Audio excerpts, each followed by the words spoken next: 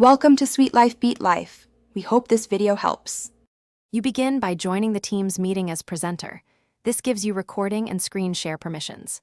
Once in, make sure your mic and camera are unmuted and testing shows clear audio. Next, select the content you will present, desktop, window, or PowerPoint, and click Share. Choose a frame rate that suits motion. While sharing, open the Team's More Actions menu and start recording. You do this to capture both video and system audio for a complete presentation. With recording running, control pacing by using presenter view for your notes and advancing slides deliberately. This keeps transitions smooth and viewer focus steady. Once done, keep an eye on chat and participants but avoid interrupting the flow. Delegate cue and if possible.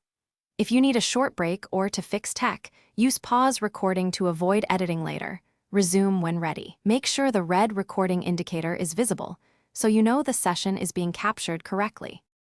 When your presentation concludes, stop the recording before leaving the meeting. Teams will then process the file and store it to the meeting chat or OneDrive depending on org settings. Once available, download or share the link with attendees and update file permissions so viewers can access it. If the recording lacks audio or video, make sure device permissions were granted, confirm the presenter role, and reprocess or re-record if necessary. This single troubleshooting step fixes most capture issues. Thanks for watching. Consider subscribing if we helped you.